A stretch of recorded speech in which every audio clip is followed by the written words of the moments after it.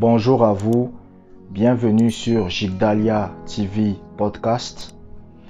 Et le thème du message d'aujourd'hui c'est « Changer votre mentalité pour obtenir la guérison ». Vous devez comprendre qu'il y a certaines formes de mentalité qu'un chrétien peut avoir qui peut entraver la guérison dans son corps. Et dans cette vidéo, nous allons parler de ça. Nous allons d'abord commencer par lire Matthieu chapitre 9, versets 6 à 8. Matthieu chapitre 9, versets 6 à 8.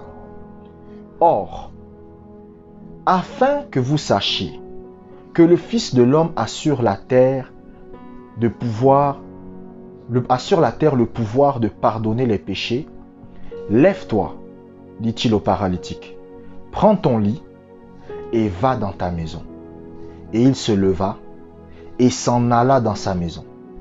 Quand la foule vit cela, elle fut saisie de crainte et elle glorifia Dieu qui a donné aux hommes un tel pouvoir. Amen. La première chose que vous devez comprendre, c'est que la bonne santé, c'est cela qui glorifie Dieu. La Bible nous parle d'un homme qui était paralytique, d'un homme qui était incapable de marcher. Mais la Bible dit que lorsqu'il a obtenu son miracle, lorsqu'il a obtenu sa guérison, qu'est-ce qui s'est passé? La foule a glorifié Dieu. La maladie n'est pas pour la gloire de Dieu. La maladie ne glorifie pas Dieu dans votre vie. La raison pour laquelle beaucoup de chrétiens ont du mal parfois à obtenir leur guérison, c'est la mentalité qu'ils ont. Et pour beaucoup de chrétiens, leur mentalité consiste à croire que la maladie qu'ils portent dans leur corps est une gloire. C'est pour cela que vous allez par exemple voir la doctrine de l'écharde dans la chair de Paul. Écoutez, vous connaissez le nombre de chrétiens qui m'ont parlé de ça. La plupart des chrétiens avec qui je discute de la guérison, ils vont toujours me dire « Non, mes frères Josué, tu sais, la Bible dit que Paul avait une écharde dans la chair. La Bible dit que Paul avait des problèmes avec ses yeux. » Je dis « Comment ça, Paul avait une écharde dans la chair ?» Le problème, c'est que les gens ne lisent pas la Bible dans son contexte. C'est-à-dire qu'ils prennent un seul passage et ils le retirent. Et ils disent, ah, ça y est, c'est ça que ça veut dire. Chaque verset de la Bible, et moi je vais vous révéler ce secret-là. Quand vous lisez la Bible, quand vous lisez un verset biblique, vous devez chercher à comprendre dans quel contexte cette parole a été dite. Parce qu'il faut comprendre le contexte dans lequel la parole est dite. Donc, lorsque vous regardez les épîtres de Paul, lorsque vous regardez le passage là où Paul parle de l'écharde dans la chair, qu'est-ce qui se passe? Paul était en train de se plaindre parce qu'il y avait des hommes de Dieu qui venaient voler les membres de l'église de Paul. Et quand ils venaient dans l'église, il disait à Paul il disait aux disciples, aux membres de l'église de Paul, que nous sommes meilleurs que Paul. Et c'est là que Paul va commencer à dire que c'est ce qu'on appelle une écharde dans la chair. C'est-à-dire, je suis persécuté, je suis détesté, je suis haï partout là où je vais. C'est ça qu'on appelle l'écharde dans la chair. Il y a une maman qui m'a dit, un jour elle m'a dit, Josué, moi j'aime passer du temps avec Dieu. J'aime prier, j'aime méditer, j'aime chercher Dieu. Mais je ne comprends pas pourquoi ma famille me déteste. Je ne comprends pas pourquoi ma famille ne m'aime pas. C'est ce qu'on appelle une écharde dans la chair. Il y a des mamans séparées avec leurs enfants. C'est-à-dire qu'elles prient, elles lisent la Bible. Mais pourtant, ces enfants se comportent mal. Ces enfants la méprisent. C'est ce qu'on appelle une écharde dans la chair. L'écharde dans la chair, ce n'est pas une maladie physique. L'écharde dans la chair, c'est une souffrance émotionnelle, une souffrance de votre cœur. Il y a une maman avec qui j'ai discuté. Elle m'a dit que lorsqu'elle a donné sa vie à Jésus, elle a été persécutée par son mari. Son mari l'a maltraitée. son mari l'a fait du mal. Son mari s'est mal comporté avec elle. C'est une écharde dans la chair. Donc, l'écharde dans la chair dont Paul parle, ce n'est pas la maladie. L'écharde dans la chair dont Paul parle, ce sont les souffrances, les persécutions, les attaques, la solitude, la haine des gens. Donc, la maladie ne glorifie pas la gloire de Dieu. C'est pour cela que vous allez voir des pasteurs, ils vont vous dire, Paul avait une écharde dans la chair, parce que c'était pour la gloire de Dieu. Parce que l'écharde dans la chair le rendait humble. Non, l'écharde de la chair dont Paul parle, ce n'est pas la maladie. Paul n'était pas malade. Le corps de Paul était immunisé contre la maladie. Lorsque vous lisez la Bible dit qu'un serpent venimeux a mordu Paul. Lisez ça dans Actes des Apôtres. Un serpent venimeux a mordu Paul. Mais pourtant, il n'est pas mort. Il n'est pas mort. Donc c'est ça que vous devez comprendre. L'écharde dans la chair de Paul, ce n'est pas une maladie. L'écharde dans la chair de Paul, ce n'est pas qu'il avait des problèmes des yeux. Mais l'écharde dans la chair de Paul, c'est qu'il était persécuté. C'est qu'il était haï. C'est que les gens ne l'aimaient pas. Même les Corinthiens, les gens à qui il a annoncé l'évangile, les gens à qui il a prêché l'évangile le trahissaient. C'est là que lui dit aux Corinthiens, mais moi je ne comprends pas. Moi je vous ai fait du bien. Il dit que même quand je suis venu prêcher dans votre église, je n'ai pas exigé un salaire. C'est-à-dire que lui dit que moi je suis pasteur. J'aurais pu dire, donnez-moi un salaire, mais je n'ai pas exigé ça. J'ai préféré aller travailler. Tout ça pour vous aider. Mais après, vous me traitez mal. C'est ça qu'on appelle l'écharde dans la chair. L'écharde dans la chair, c'est la persécution. C'est la haine. C'est la colère des gens. C'est pas la maladie. Donc un pasteur qui vient vous dire que tu es comme Paul, supporte l'écharde dans la chair, il faut refuser ça. En tant que chrétien, vous n'avez pas à supporter la maladie dans votre corps. En tant que chrétien, vous n'avez pas à être malade. La vie que Dieu veut pour vous, c'est une vie sans maladie. Écoutez, je vous le dis. Je ne sais pas si on vous l'a déjà dit un jour, mais moi je vais vous le dire. La vie que Dieu veut pour vous, c'est une vie sans maladie. Dieu veut qu'il n'y ait aucune maladie dans votre corps. De près ou de loin. C'est ça la volonté de Dieu pour vous. Et si un pasteur, si un homme de Dieu vient vous dire le contraire de ça, ça veut dire deux choses. Soit il est ignorant de la parole de Dieu, soit c'est un menteur. C'est tout. C'est tout. Nous allons lire un deuxième passage biblique.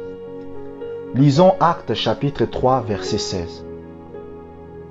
Actes chapitre 3, verset 16. C'est par la foi en son nom que son nom a raffermi celui que vous voyez et connaissez. C'est la foi en lui qui a donné à cet homme cette entière guérison en présence de vous tous. La deuxième chose que vous devez comprendre dans cette vidéo, c'est que la guérison se produit par la foi. Je vous ai dit dans la première partie de cette vidéo que Dieu veut vous guérir. Et il faut que ce soit votre mentalité. Écoutez, peu importe l'état de votre corps aujourd'hui, je ne sais pas si la santé de votre corps est en train de s'améliorer. Je ne sais pas si vous êtes déjà totalement guéri. Je ne sais pas si vous avez peut-être des petits problèmes de santé. Mais vous devez comprendre que la volonté de Dieu pour vous, c'est la santé totale. C'est la santé parfaite. Regardez même là. Tout à l'heure, j'avais des violents maux de tête. J'ai ordonné aux maux de tête de partir. J'avais des violents maux de tête il y a à peine 30 minutes. J'ai ordonné aux maux de tête de partir. Là, je me rends compte que les maux de tête sont partis. J'avais même oublié ça. Là, maintenant, je me rends compte, c'est parti. Parce que c'est la volonté de Dieu que je sois en bonne santé. Et c'est la volonté de Dieu aussi que vous soyez en bonne santé. Mais maintenant, vous devez comprendre que l'accomplissement de la bonne santé dans votre vie se produit par rapport à votre foi. Vous savez, ce passage que je viens de vous lire, de Actes des Apôtres, c'est l'apôtre Pierre qui parle. L'apôtre Pierre arrive devant le temple. Et tandis que l'apôtre Pierre arrive devant le temple, il voit un homme paralysé. Et l'homme paralysé, c'était un mendiant. Il dit non, j'ai besoin d'argent. Pierre va dire à l'homme, je n'ai ni argent, je n'ai ni or, mais ce que j'ai, je te le donne. Au nom de Jésus-Christ, lève-toi et marche. Et qu'est-ce que Pierre va faire? Pierre va prendre le malade par la main et il va le faire lever. Et la Bible dit qu'au moment où le malade a commencé à se lever, il a été guéri. Il a été délivré. Et maintenant, il y a des gens qui viennent devant Pierre. Parce que vous savez, quand on voit le surnaturel, on se dit que c'est de la chance. Donc maintenant, il y a des gens qui viennent voir Pierre. Ils disent à Pierre, comment tu as fait ça? Comment ça se fait que toi, tu as prié, tu as ordonné la guérison de quelqu'un et tu le fais lever et il est guéri? C'est là que Pierre va répondre. Pierre va dire, c'est la foi au nom de Jésus. C'est la foi en Jésus-Christ. C'est la foi en la parole, la foi en Dieu qui a fait en sorte que cet homme qui était malade a été guéri. La guérison se produit par la foi. Vous savez, il y a quelqu'un un jour qui m'a posé la question. Il m'a dit, oui Josué, je suis d'accord avec ce que tu dis. Tu dis que la volonté de Dieu c'est de guérir tout le monde. Gloire à Dieu. Tu dis que Dieu veut que nous soyons en bonne santé. Gloire à Dieu. Mais moi j'aimerais te poser une question. Si Dieu veut que tout le monde soit guéri, pourquoi tout le monde n'est pas guéri? Et je lui ai dit, c'est parce que la foi n'est pas manifestée par tout le monde. Et après j'ai posé la même question à cette personne. Je lui ai posé la question. Je lui ai dit, j'aimerais te poser une question. Est-ce que Dieu veut sauver tout le monde? Il m'a dit oui, Dieu veut sauver tout le monde. Je lui ai dit, est-ce que Dieu veut que tout le monde puisse aller au ciel? Il m'a dit oui, c'est ce que Dieu veut. Je lui ai maintenant posé cette question. Je lui ai dit, comment se fait-il alors qu'il y ait des gens qui aillent en enfer? Donc, pourquoi ils vont en enfer? Parce qu'ils n'ont pas cru en Jésus. De la même façon, la guérison se produit par la foi. Vous allez au ciel par la foi. Vous savez, un jour on a interrogé Kenneth Hagin. Un pasteur a interrogé Kenneth Hagin. Il a dit à Kenneth Hagin, pourquoi tu aimes prêcher la foi? Hein? Et Kenneth Hagin lui a dit, parce que la foi, c'est l'un des sujets thèmes. C'est l'un des sujets principaux. C'est l'un des plus grands sujets de la Bible. Parce que c'est la foi qui vous permet d'aller au ciel. C'est la foi qui vous permet d'être guéri. C'est la foi qui vous permet d'être exaucé dans la prière. Lisez la Bible. Vous allez voir que les enseignements de Jésus, les enseignements les plus importants de Jésus portaient sur la foi. Les enseignements de Jésus portaient sur deux choses. Le ciel, c'est-à-dire faire de Dieu la priorité et aller au ciel. Et le deuxième, c'était la foi. Quand il parlait de la prière, il mettait la foi. Quand il parlait de la guérison, il mettait la foi. Même quand il parlait des besoins personnels, il mettait la foi dedans. Puisqu'il va dire aux disciples que ne vous souciez pas de ce que vous mangerez ou buvrez, gens de peu de foi. Donc même il met la foi dedans. Est-ce que vous me suivez? Donc la foi vous permet de produire la guérison dans votre corps. Il ne suffit pas de savoir que Dieu veut vous guérir, mais il faut aussi manifester la foi pour que cette guérison se manifeste sur le plan physique. C'est pour ça que Dieu ne peut pas guérir les personnes dans les hôpitaux. Il y a des gens qui vont dire Dieu est tout puissant. C'est vrai, écoutez, Dieu veut guérir tout le monde. Mais maintenant, la capacité de Dieu à guérir quelqu'un va dépendre de la foi de cette personne. C'est pour ça que tout à l'heure, j'ai même lu ce même passage. Des aveugles vont venir devant Jésus. Ils vont dire Jésus, guéris-nous. Jésus va leur poser la question. Croyez-vous que je puisse faire cela? Donc, il disait, est-ce que vous avez la foi pour que je puisse faire cela? Parce que la foi est l'élément indispensable. La guérison que j'obtiens de mon corps, c'est par la foi. Et la guérison que vous aussi vous obtiendrez, c'est par la foi. C'est pas par autre chose. La foi, c'est l'un des éléments, ou peut-être je devrais même dire l'élément le plus important de la Bible.